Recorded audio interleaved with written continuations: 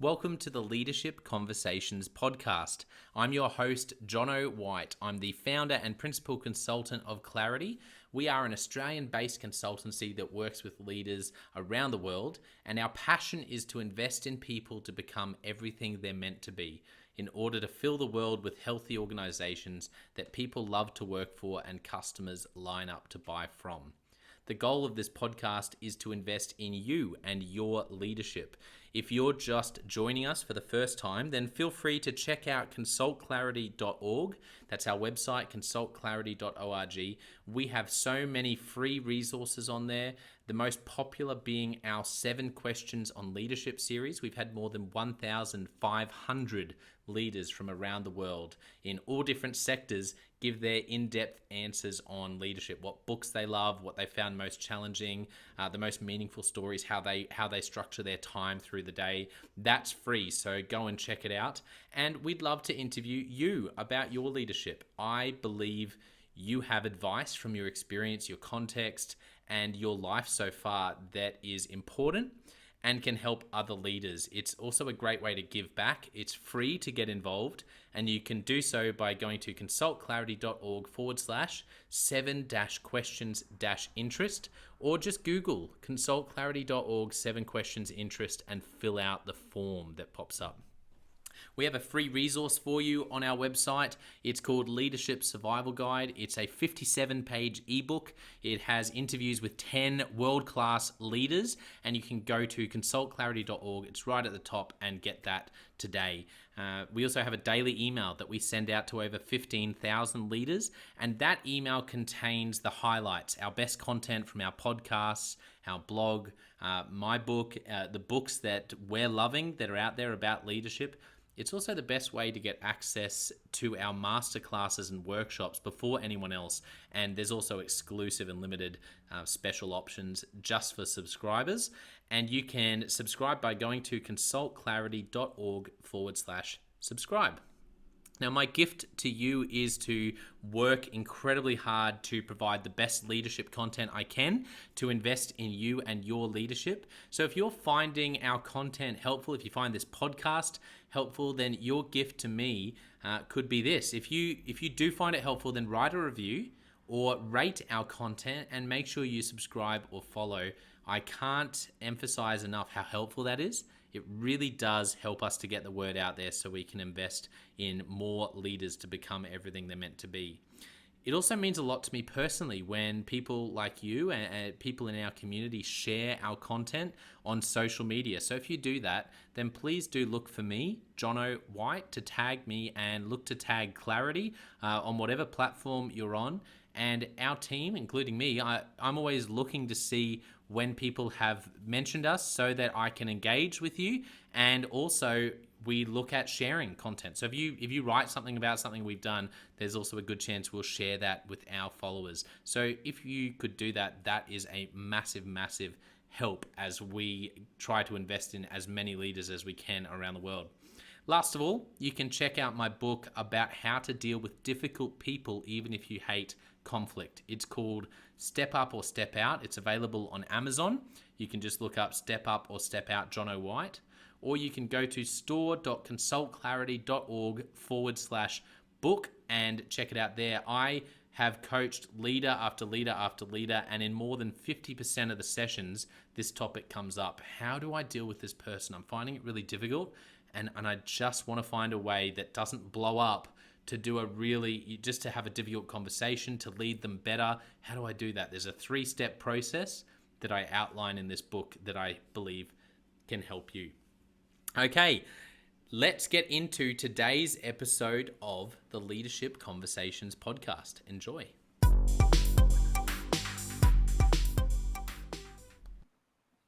Welcome to another episode of the Leadership Conversations podcast.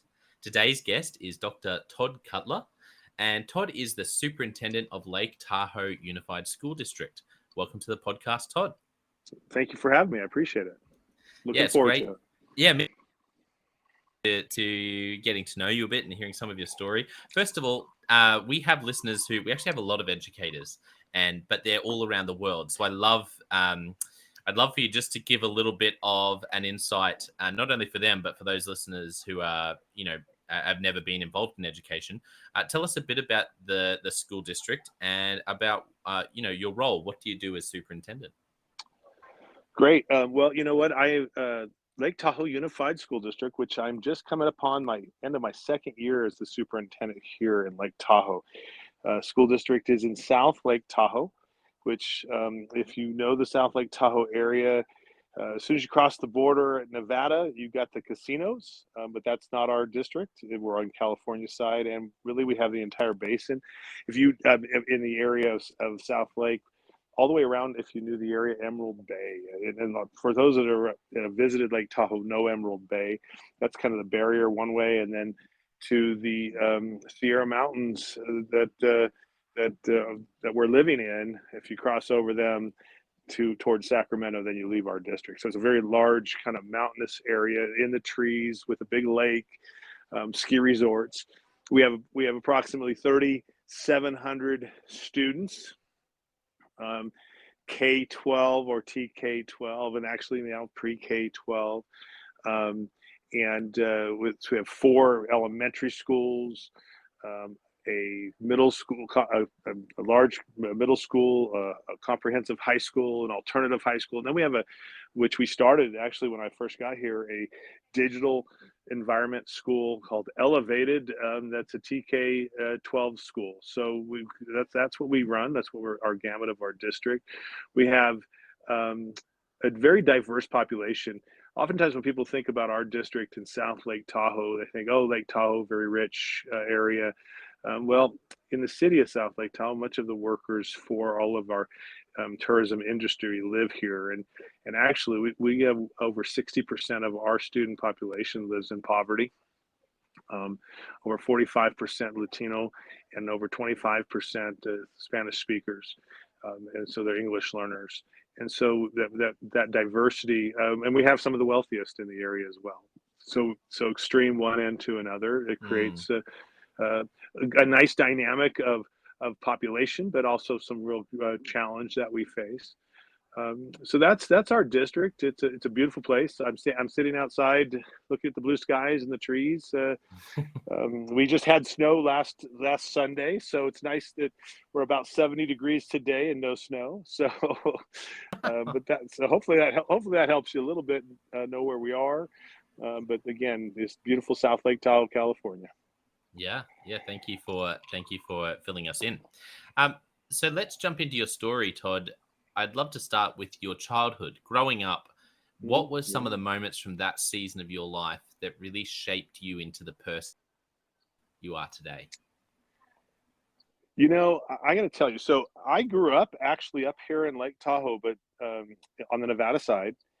And so I grew up in this beautiful region, spent basically but born in Las Vegas, Nevada, moved here when I was 2 and stayed here through age 18. What's really interesting about me, and sometimes people that I say this to, they go, yeah, no, that's not you. I was really a bashful, shy child. And I remember a story that I tell. I remember experience is how I should say it. When we were stopping by the McDonald's here on Lake Tahoe Boulevard, and my dad finally said, no, I'm not ordering for you. You're going to go order. And the fear I had going up to order my filet chicken or whatever, the filet of fish. That's what I used to love as a kid, right? And why I share that is because I realized as a really young child that I was kind of timid and fearful of interacting with people. On the flip side of it, I was a really competitive athlete as a child, and that was my world. I competed all sports. Was really successful in sports, and so putting away my shyness, it was sports that drove me. I never thought of myself as smart. I always was insecure about was I smart enough to go to college? Was I going to be able to be successful? I think mostly because I was a little bit of a slow reader, so it took me more time to read the material and understand the material. But I think with the athletics, it pushed me through. And I will tell you, at a really pretty young age, I realized I had to put myself in uncomfortable situations to push through just a little bit of discomfort in the social environment. And so as a child, I was um, driven by athletics. I'm child of, I'm a third. So I've got an older brother who passed actually, and an older sister. What was interesting about that part of my childhood, which I think is important to the leadership journey, is my sister, basically a '70s kid, lived the '70s disco life, and I think may have been overall a little bit of a disappointment to my parents. Now, when I say overall, I mean they love my daughter, my sister, and but there was my sister, and then there was my brother. So my sister's 7 years older than me. My brother was 5 years older than me, and my brother being gay, and especially when you think back in the late '70s into the '80s, Yeah. very tough time. So, Mm. excuse me. Why I share that is that there was a lot of pressure put on me from my parents to be something, right? Okay, this is their third child, and there was a lot of pressure. And in matter of fact, um, my parents also, I think, were really tired of celebrating birthdays and hiding Easter eggs and having to be all of those things. And so celebrations in my youth were really very limited. Um, Now, I don't say that to feel bad about it. It's just kind of was a part of the story that I think is important because I just competed athletics, and it was about being as good as I could possibly be and make my dad proud, and go to college, and go play college football and be successful. And so there was this piece where it was like all of a sudden I was this as this third child, kind of this is going to be their golden child, my parents. There was this pressure to have to perform, and this pressure to have to be something greater than maybe I was really meant to be, I guess, maybe at that point in my life.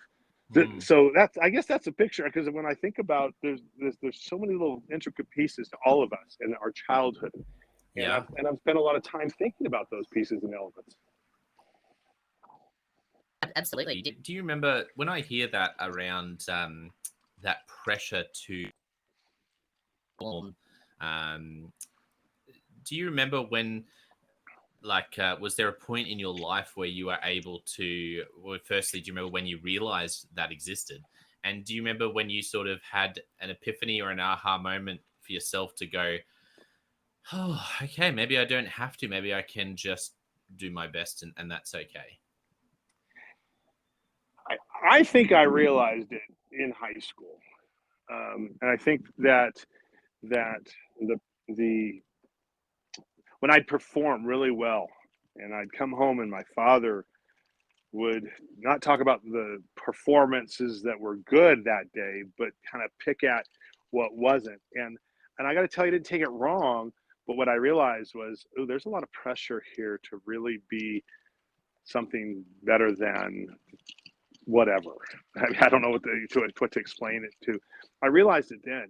Now, when I realize maybe I don't have to worry about being all of that? No, that came many years later. I'm going to tell you, I felt pressure to be something beyond what anybody would think of me being for many, many years. Um, I mean, when I talk about my career, and when we get there, and not to jump ahead on you, but when I started teaching, I thought, well, why can't I be the principal? And I became a very young principal. And when I became a principal, I said, well, why can't I be the superintendent? And I became a very young superintendent. Hmm. And then I had some hard times that fell, and started to realize it's not about saying I'm this or doing that. It's more about what you accomplish on that journey, and with why you're doing it. But there was a long time there that it was just driven by doing good work. I don't want to ever discount that. I mean, as an educator, right, doing good work for kids, right, that's always been important to me. But on the flip side of it, accomplishment and success was a have to. That makes sense. Yeah, it does, because I think sometimes things from once again, like you said, from childhood, they're not all negatives as well. It's what shapes you to be the person you are. Right. It creates resilience. It creates a drive. But there's this idea of balconies and basements that I really love, which is, where there's, and so the balcony was, you had this great perspective, which a lot of people who come on the podcast, I think, have struggled with that, to actually realize maybe I could be the principal or the superintendent, or maybe I could be the CEO. So it gave you that advantage. But then once you're in those roles, then the basement of that is going, well, wait a second, what's it really about? And let's make sure my rudder is great work, but why isn't necessarily to achieve another role. It's like at some point I need to be okay with a deeper mission or the bigger picture, maybe. That's exactly right. You hit it on the nail, right there, right on the head of the nail. So I really appreciate you sharing that.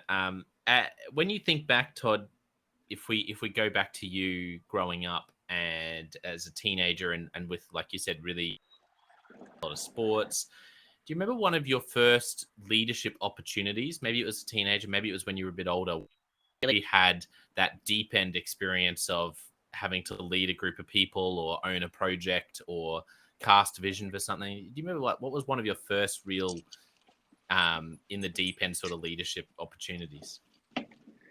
It's interesting. I think that when you ask me that, I think that there's different layers of leadership opportunities, right? Because I was good in athletics, I was always the captain, right?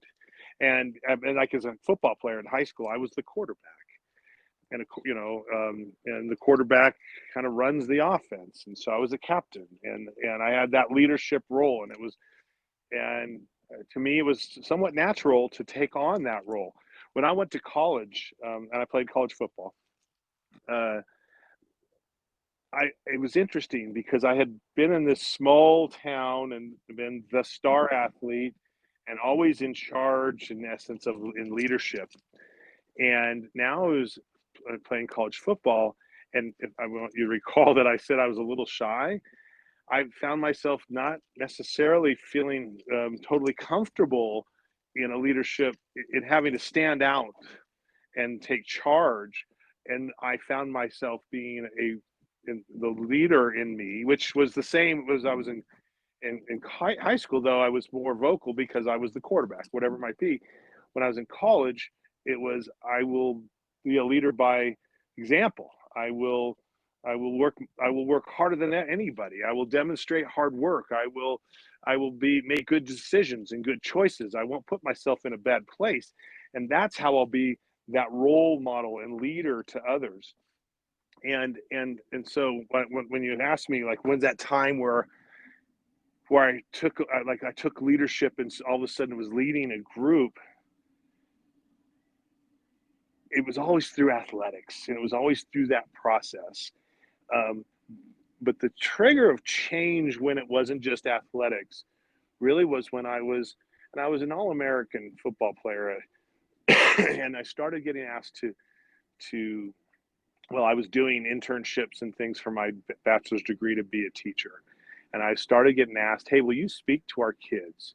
Will you come talk about hard work? Will you come speak at these pieces? And I started to realize when I did that the power of leadership and the power of influence through leadership. So I think I probably, in my early stages, besides it just being you're the captain of a football team, or you're kind of being that example, was really stepping out and now being asked to talk with kids and talk about experience and hard work. So that's when I think I started to realize what real leadership and what that means and what leadership means is. Yeah, no, that's great. I appreciate you sharing that. Across your career, interested to know who have been some of the mentors, who are some of the people who've had the biggest influence on your leadership, Todd? Oh, I always just say first my father, right? His high expectations and his expectations of hard work and performance and success really shaped that early stage of my life. I would tell you I had some coaches, both in high school and in college, that really were influential in my thinking. But you know what's interesting when I think about college, and I remember going off to college, and I was scared about not being successful because I never was confident in my academic world. And I got a tutor as a first year college athlete. And what's so funny when I think about it, that person was one of the first most influential leaders to me because it wasn't she didn't care about me as the athlete. She cared about me being a student. She cared about me, you know, being successful in that world, and realized, you know, you're really pretty smart. So you this isn't about being an athlete. It's about being utilizing your skills and your talents that are, you know, up inside your mind and your brain. And so she was one of those first influential leaders. I think when I started teaching, I had a few principals, and specifically one man, and his name's Wayne Tanaka out of Las Vegas. He took me under his wing, and he said you're a leader. You're a future educator that's leading folks. And I remember when I was a teacher. I was, as a matter of fact, I was head football coach at Clark High School in Las Vegas, and he he'd call me in, and he'd just have me sit and watch him work. And then one day he called me in, and he says, "Hey, you're ready." I said, "What?" He says, "No, you're ready." I said, "What am I ready for?" He said, "You're ready to lead educators." And he said, "You're ready to lead schools." I said, "Oh, okay. Well, what's the difference?" He said, You just had your first daughter. You'll now understand parents." Um, and I'll never forget that, because it was like he had taken me under his wing, and he had said, "Hey, you're a leader. You're you're the future. You're one of the future leaders of our organization and our development, and being part of, you know, making differences in the world of kids and communities." And then that acknowledgement of, "Okay, now you're ready," was really powerful for me, because I will tell you, within the next 2 years, I was an administrator after that conversation. Yeah, that's a wonderful story, because it's one thing to see that in somebody, but to actually acknowledge it. And I think the great reminder for me from that story is I know I always assume at some level that people know that about themselves. Whatever I see in them, I think it's easy to just assume, well, they must see that. But that's a great reminder that he actually took that time and created the space to say, "You're ready now, and here's why." And that obviously affected you and helped you to really go on that trajectory to be a couple of years. You know, you absolutely. And I think that we don't realize how important it is that we tell people what we see, and be specific about it, and help them see it, because oftentimes I think there is those insecurities, or people just don't realize that maybe they have a skill set that they could take advantage of, that could be really quite successful. I got to tell you, I've taken a lot of pride in my career over helping people identify that, and helping them move their career in a direction to be a leader, to make a difference at a grander scale. And if we don't do that, then we're not developing and promoting leadership like we need to. So it's really powerful. Wayne Tanaka was that, I think, that final trigger for me to be, okay, I now know the direction of my career and my life. Now it was still early, and there's still and there was so much journey, and there's so much journey after this conversation with him and starting that administrative career. But it was really a trigger. It really was. So give us a bit of a from there of your career trajectory, the different roles you had, just a bit of an overview of how you ended up doing what you're doing now, Todd. Yeah, you know what? It's been a journey. I'm going to do it really fast for you, and then we can go back and look at it. Right. So I became a dean of students in the Clark County School District in Las Vegas, and didn't do it long, because I all of a sudden got a call, and somebody said, "Hey, come be the principal of Virginia City High School." Virginia City's up outside of Reno, Nevada, a little tiny town, and I was the principal of Virginia City High School. Well, I went there. Politics were quite interesting. I was 28 years old when I got there as a high school principal, and the superintendent was getting run out. And so I was a little nervous. And so then I got a call and said, hey, come work for me as the assistant principal of Fernley High School in Fernley, Nevada. So I went and did that. And did that for a couple of years. And then I had a daughter that was starting kindergarten, and I was kind of burnt out at high school already. I mean, it just was fast and furious. And I went to the superintendent and said, hey, I'd like to be considered for the principalship, excuse me, of my daughter's elementary school. And he said, I think you'd be great. I ended up getting the job, and I was an elementary principal for 5 years. In the midst of that, well, by the way, when I was in Vegas, I finished my master's degree. And then when I was a principal at Cottonwood, I also started my doctorate degree. And I was teaching college classes for the University of Phoenix and some other organizations. And we just really loved the influence I was having. Many of my teachers were in my program. We were developing leaders. In 06, I got an opportunity in 06, I should have been finishing my doctorate, and I decided to run for the mayor of Fernley, Nevada. Town was about 20,000 people. It had grown from like 5,000 just in about 5 years. It was going crazy. I ended up being the mayor, excuse me, of Fernley, Nevada, and I decided that I couldn't be the principal in a school in the town that I was the mayor. So I took a job with the state of Nevada, and I was coaching. My job title was School Improvement Analyst, Administrative Coach. And so what I did was I went into schools that were failing AYP, Adequate Yearly Progress, not successfully accomplishing their WASC, their high school accreditation, and we trained administrators. That's what we did. And we trained aspiring administrators. We trained new administrators. We trained aspiring district administrators. And I did that with some retired superintendents. It was really powerful. In 09, they cut the program, and I didn't have a job. And I'd finished my doctorate, and I thought, you know what, I'm going to get a superintendency. Well, there are not very many superintendencies in Nevada. And so I looked to California and got my first superintendency in a town called Susanville at Lassen Union High School District.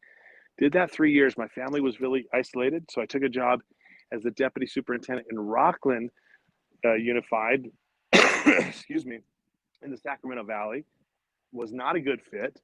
Eventually took the superintendency of Winters Joint Unified School District in the Sacramento Valley. Did that 5 years. And then my wife and I had said we weren't going to go anywhere unless it was going back to my home area. And Lake Tahoe Unified School District opened up. And I grew up here in South Lake Tahoe, of course, on the Nevada side. And I applied and became the superintendent of Lake Tahoe Unified in 2020. So that's the fast and furious journey over my administrative career. Wow, what an incredible journey. As you said, doing a dive back into it. Along the way, can you moments or seasons that really stand out as massive learning curves? Or I love a question that Tim Ferriss asks around favorite failures, things that at the time you'd never wish on anyone else, but you look back and go, that actually taught me so much. Yeah, any stories come to mind? Oh boy, I tell you what, there are some stories, but one very large one that shaped me in the past 8 years or so. When I went to Rockland Unified School District, it was not a good fit for me.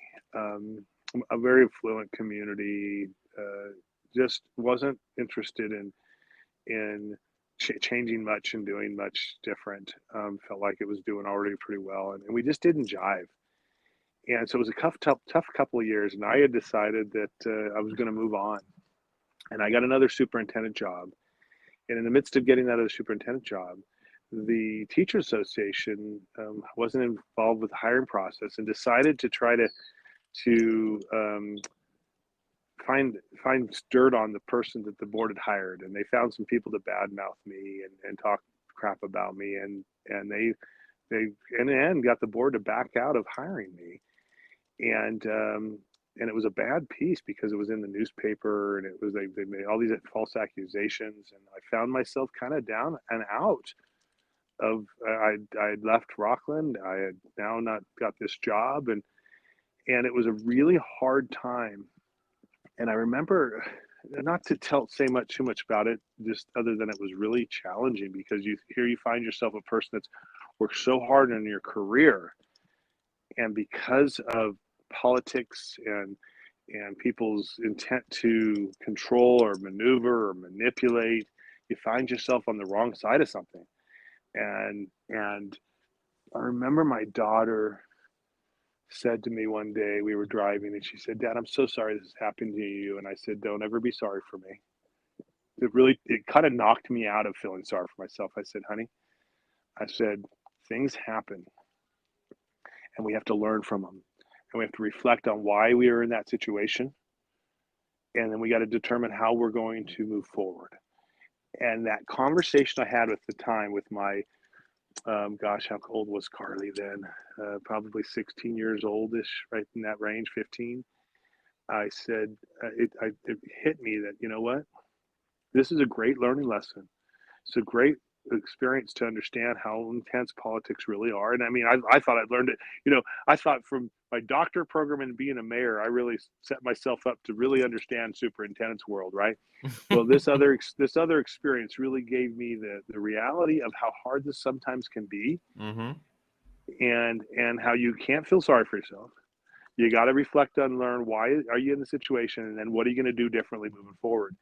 And out of that came the Winters Joint Unified School District Superintendency, which was one of the greatest experiences of my career. We did such great work there, and all of a sudden, from feeling like, oh my God, am I out of my career, to feeling like you're at the top of the game, presenting at conferences of the things you're working on and doing in your district. That's funny about that, right? Because I'm in a really difficult superintendency right now. There's a lot of challenge here at Lake Tahoe, and a lot of cultural stuff I'm working through, and I'm dealing with a lot of negativity and people trying to come at me. And I go back to that experience and go, it's okay. You know what? It's not about you, right? This is about the district, and it's about leadership, and it's about doing the good work and stay that path. And I think that lesson of that challenge I had in that one experience, that all of a sudden had me feeling down and out. And having that, and as my conversation with my daughter, I'll tell you, my daughter's my truth teller. My daughter's the one that will say something, and you go, oh crap, yeah, I got to think about it. So how did you get to the other side of that? Because I mean, that's it sounds like you somehow were able to make it through that, and in way, which I guess is like, that's pretty rough. It's one thing to have some negative or challenging people, but for it to be at that next level where it's actually people go to that public, how do you, like, as you look back, how did you and end up on the other side with a bit of a positive mindset about it? Well, I think a couple things, and again, why I said it, that conversation with my daughter really hit me that, hey, I can't sit here and feel sorry for myself, right? That's not the role model I'm going to be to my daughter, but it's also not who I am and not what I'm going to be. That's number one, right? So I had to be like, okay, what can I take from this experience and learn from it, and be better at this world of school leadership, and working with communities and working in politics. What can I take from that? And I think that mindset drove me. And I got to tell you, I probably interviewed for more superintendent jobs than anybody in the world, it felt like. And I just persisted, and I persisted, and search consultants would do the background and realize there was nothing to it. And I just persisted, and finally I got that job. And so I would tell you that I just realized that I could not sit here and feel sorry for myself. I had to be willing to push through and work hard and be positive. And I will tell you, there's this interesting piece. I was a finalist a few times that I didn't get the job. And as I reflected on the interview, I realized, oh crap, you know what? I'm carrying some of that baggage with me in that interview. I'm not, it's got to not be part of my world.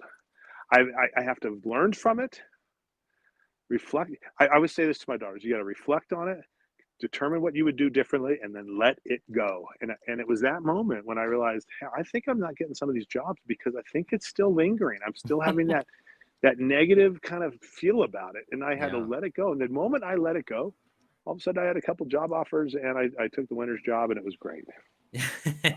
I love that about your daughter. It seems like sometimes we get really caught up in our own heads, and there's nothing you can do. It's not like you can flick a switch to get. It really does sound like that she, by asking you that question, you realized, oh, wait a second, being a role model as an educator, well, I can hear how important to you it is to be a role model as, and so it's like I have to actually, like, what lesson do I want to teach her? And like you said, as a truth teller, it was that question that almost your head outside of your perspective. And what an amazing what an amazing daughter. Absolutely. It's funny I have two beautiful daughters, and been married 27 years, and I will say this: I'm a much better husband today than I was 27 years ago. Right? Because you're always reflecting on, at least I am, reflecting on how could I be better, and it's the family, it's the children that actually will call you out and say, hey, yeah, you're not necessarily being the best you, right? And they don't necessarily say it like that. If you listen for it differently, but they'll tell you, and it's a really great thing. Yeah, that's wonderful. Um, as you sort of think back, thank you so much for sharing about that particular story. I'm just wondering, aha moment that comes to mind for you, maybe in across your career, where there was something where someone gave you a piece of advice, or there was a situation where you and the team had a win, or yeah, can you? John, I would say this, that there are so many moments that I cherish, that like I'm running through my head for you right now, thinking, okay, which one would I share? There's so many really amazing moments of working with people, and so I don't know if I have one that just specifically stands out, but I want to say this: the day I realized that the people in the room are all bright and intelligent, and if we work together, we're brilliant,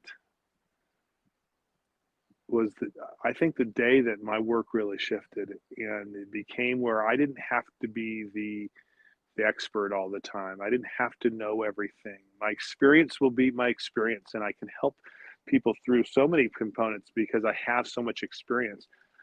But I think the biggest trigger to the successful moments of my career have been when I realized, wait a minute, the people that are around me have the answers, and it's just my job to create an environment where their brilliance as a group, along with mine, together, right, it comes out.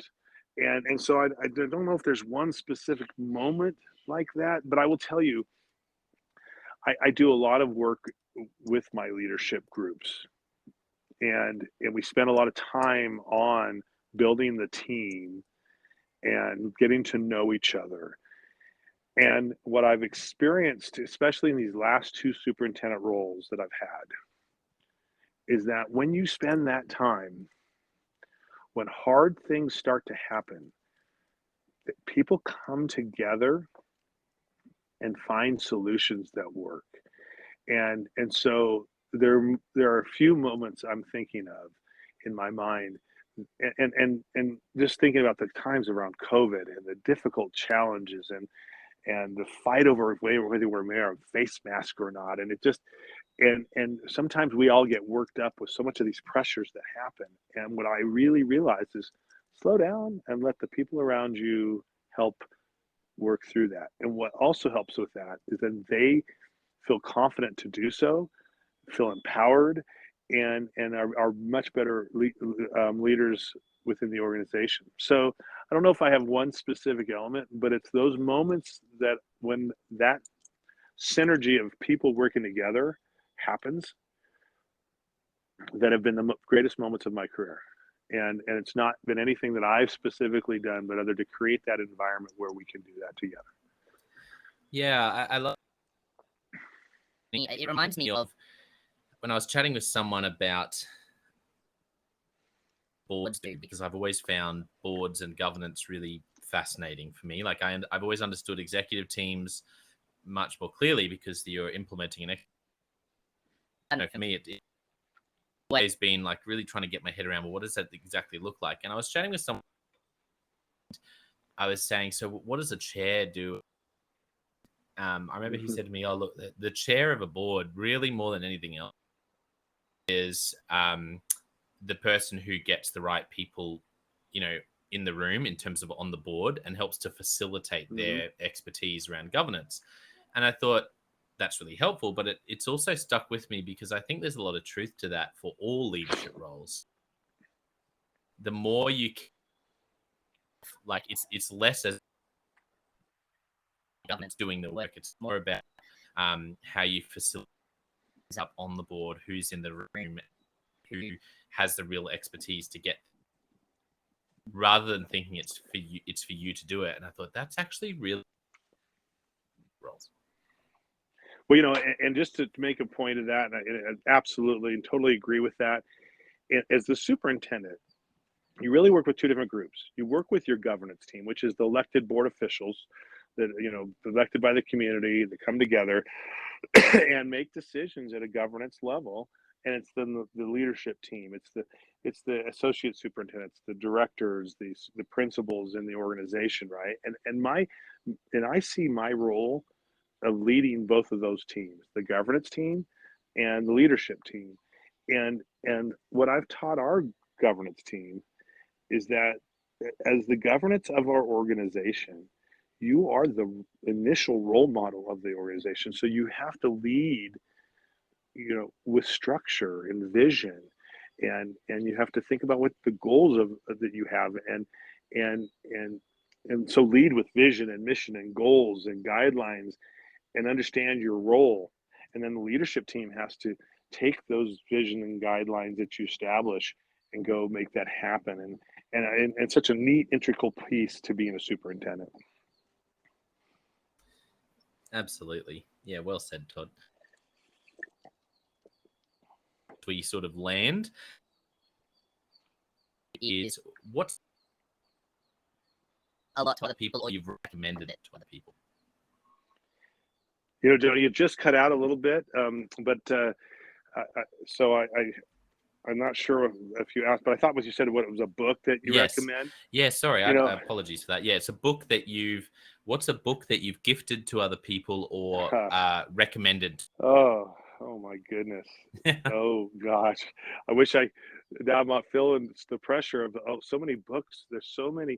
By the way, John Maxwell's books on leadership to me are like the Bible of leadership. Just so you know, it's funny is when you talk to educators are going to talk about, books by a lot of different current authors and researchers.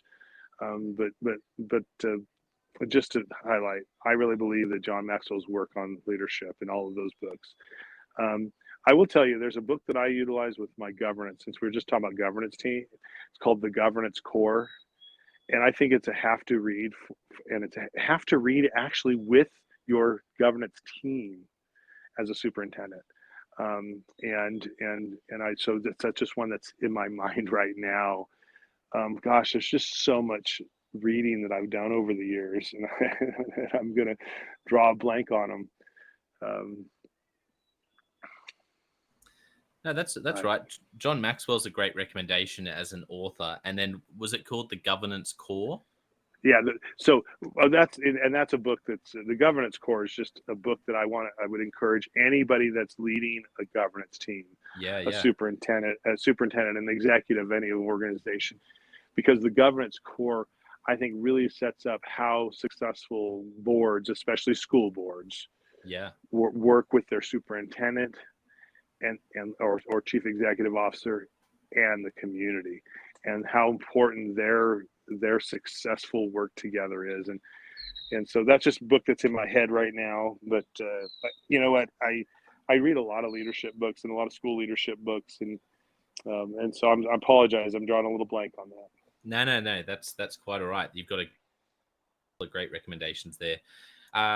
Okay, next question. What is a recent leadership lesson you've learned for the first time or been reminded of? Recent leadership. You know what? I will tell you this, right? And I've said it and I coach people on this all the time. You don't have to make a decision fast.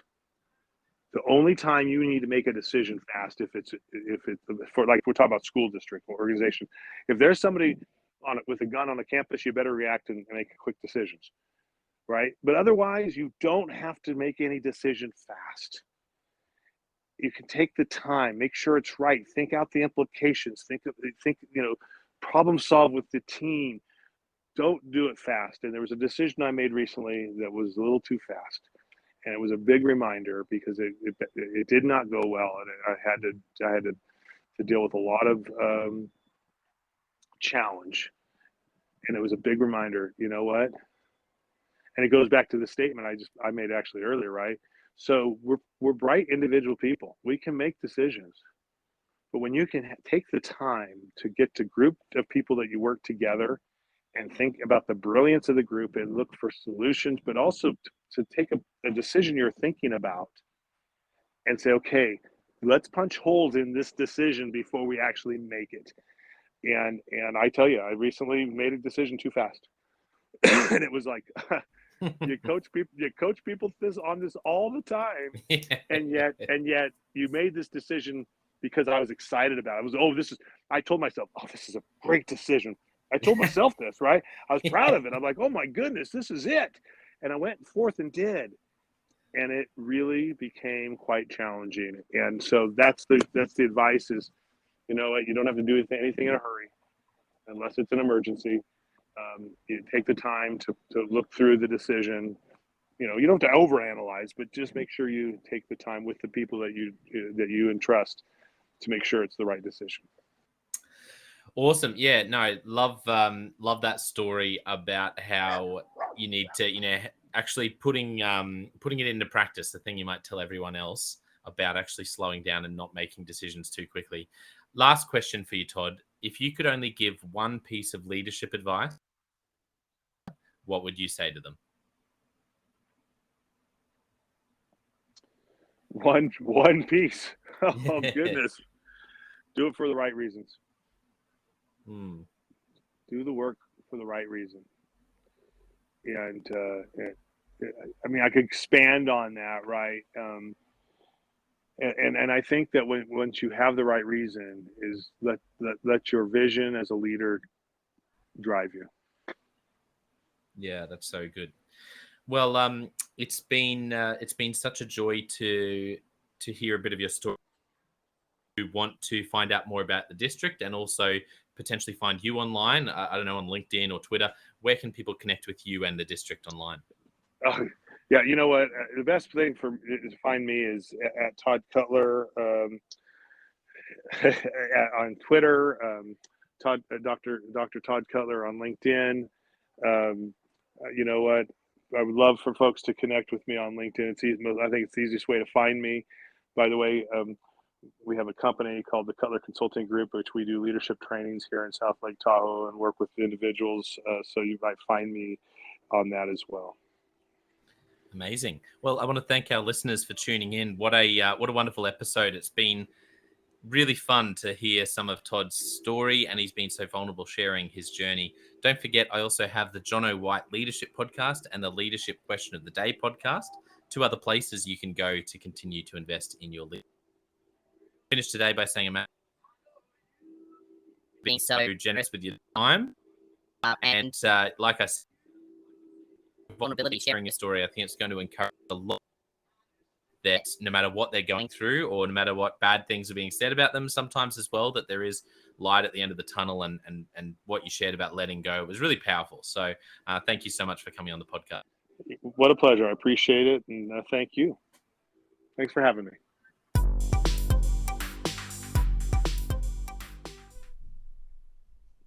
Well, I hope you enjoyed that episode of the Leadership Conversations podcast as much as I did. If you're joining us for the first time, don't forget to check out consultclarity.org. That's our website, consultclarity.org. We have so many free resources on there, including our 7 Questions on Leadership series. We've had more than 1,500 leaders from all over the world in all different roles, in different industries, answer these 7 questions on leadership, and leaders give these in-depth answers around how they spend their time, a book that's been significant for them. It's just a gold mine. It's completely free to access, so go to consultclarity.org and look for that.